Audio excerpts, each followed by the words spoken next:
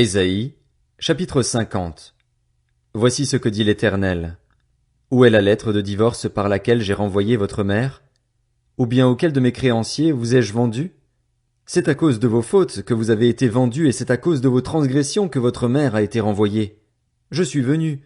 Pourquoi n'y avait-il personne? J'ai appelé. Pourquoi personne n'a-t-il répondu?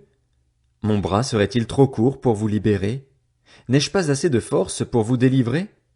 Par une simple menace, je mets la mer à sec, je change les fleuves en désert.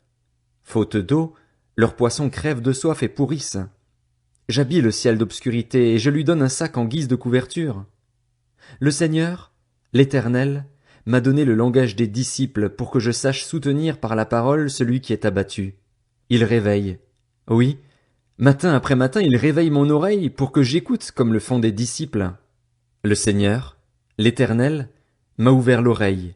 Et moi, je ne me suis pas rebellé, je n'ai pas reculé. J'ai présenté mon dos à ceux qui me frappaient et mes joues à ceux qui m'arrachaient la barbe, je n'ai pas caché mon visage aux insultes et aux crachats. Cependant, le Seigneur, l'Éternel, est venu à mon aide. Voilà pourquoi je ne me suis pas laissé atteindre par les insultes, voilà pourquoi j'ai rendu mon visage dur comme une pierre, et je sais que je ne serai pas couvert de honte. Celui qui me déclare juste est proche, qui veut m'accuser?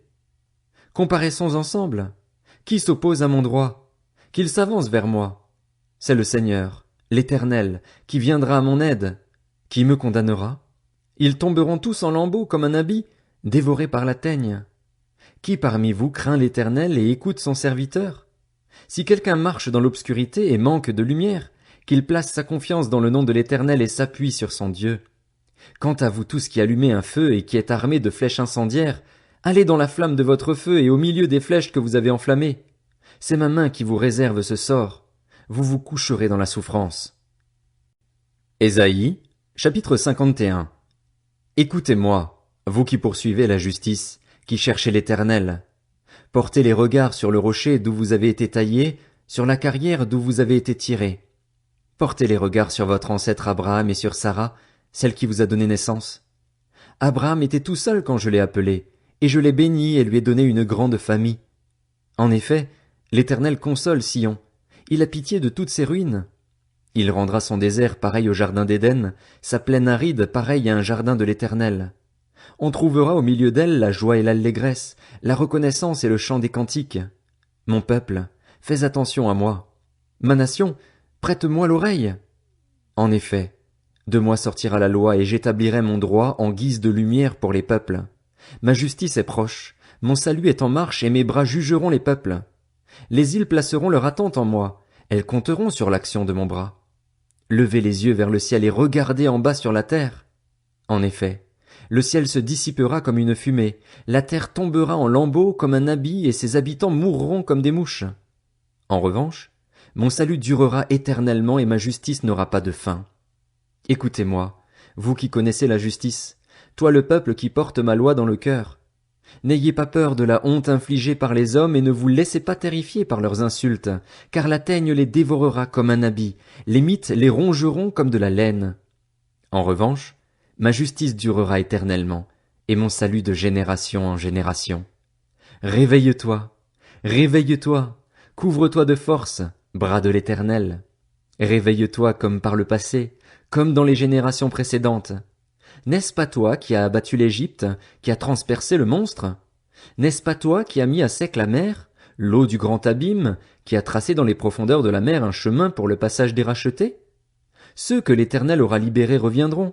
Ils arriveront à Sion avec des chants de triomphe et une joie éternelle couronnera leur tête. Ils connaîtront la gaieté et la joie, la douleur et les gémissements s'enfuiront. C'est moi qui vous console. Qui es-tu pour avoir peur de l'homme, alors qu'il va mourir, et du Fils de l'homme, dont le sort est pareil à celui de l'herbe? Et tu oublierais l'Éternel, celui qui t'a fait, qui a déployé le ciel et fondé la terre? Tu serais constamment, à longueur de journée, terrorisé devant la colère de l'oppresseur, parce qu'il se prépare à te détruire. Où donc est-elle, la colère de l'oppresseur? Le prisonnier sera bientôt libéré, il ne mourra pas dans la fosse et il ne manquera pas de pain. Moi, je suis l'Éternel, ton Dieu, qui soulève la mer et fait gronder ses vagues. L'Éternel, le Maître de l'univers, Voilà mon nom. J'ai mis mes paroles dans ta bouche et je t'ai couvert de l'ombre de ma main pour déployer un nouveau ciel et fonder une nouvelle terre, et pour dire à Sion, tu es mon peuple. Réveille-toi, réveille-toi. Lève-toi, Jérusalem, toi qui as bu, donné par l'Éternel, la coupe de sa colère, qui a bu, qui a vidé jusqu'au fond la coupe destinée à étourdir. De tous les fils qu'elle a mis au monde, il n'y en a aucun pour la conduire. De tous les fils qu'elle a élevés, il n'y en a aucun pour la prendre par la main. Qui te plaindra? Deux malheurs t'ont atteinte, la dévastation et la ruine, la famine et l'épée. Qui pourra te consoler? Tes fils sont couchés, sans force, à tous les coins de rue, pareils à une antilope prise au piège. Ils sont submergés par la colère de l'Éternel, par les menaces de ton Dieu. C'est pourquoi, écoute donc ceci, malheureuse, toi qui es ivre, mais non de vin. Voici ce que dit ton Seigneur, l'Éternel, ton Dieu qui défend son peuple. Je te reprends la coupe destinée à étourdir, la coupe de ma colère. Tu ne la boiras plus. Je la donnerai à ceux qui t'ont fait souffrir, à ceux qui te disaient « Allonge-toi pour que nous puissions te passer dessus ».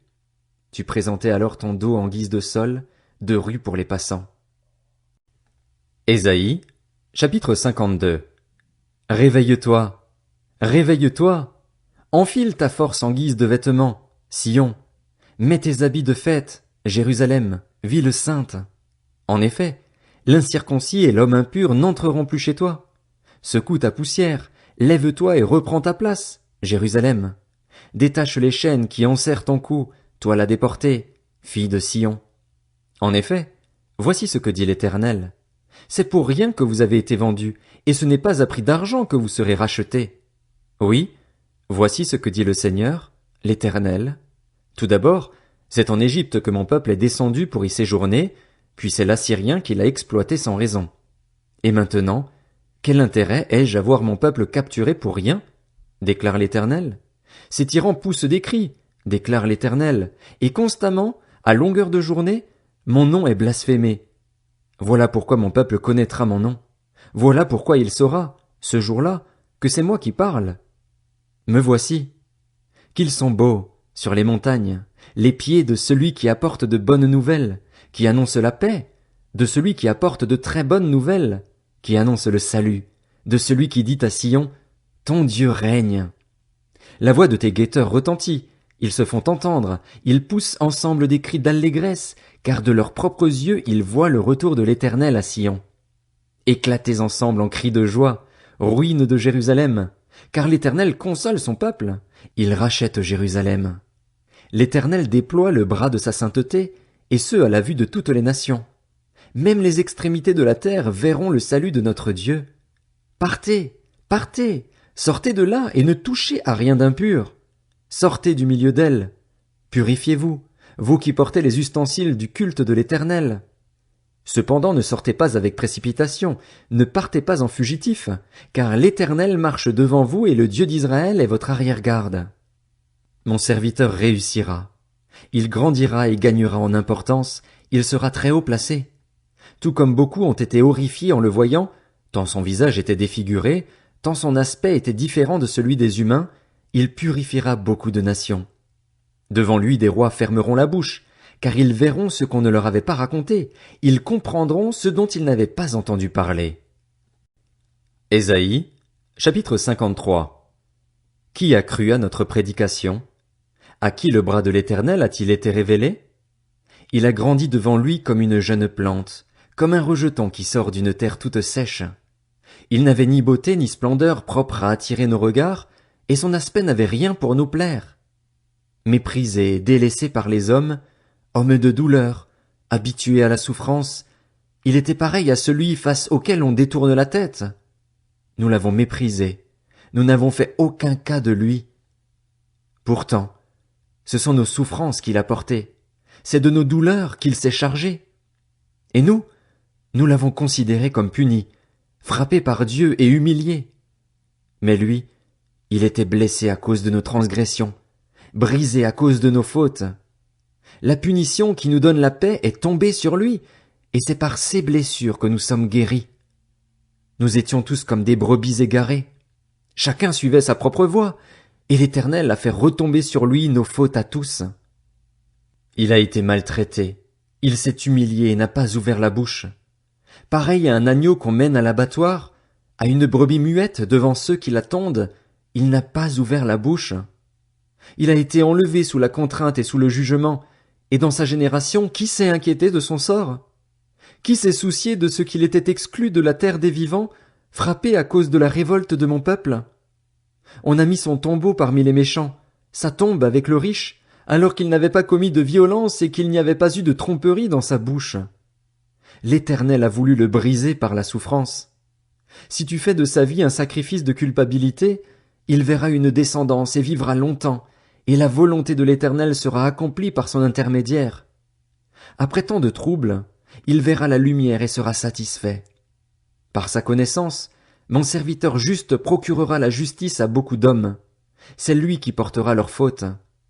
Voilà pourquoi je lui donnerai sa part au milieu de beaucoup, et il partagera le butin avec les puissants. Parce qu'il s'est dépouillé lui-même jusqu'à la mort et qu'il a été compté parmi les criminels, parce qu'il a porté le péché de beaucoup d'hommes et qu'il est intervenu en faveur des coupables.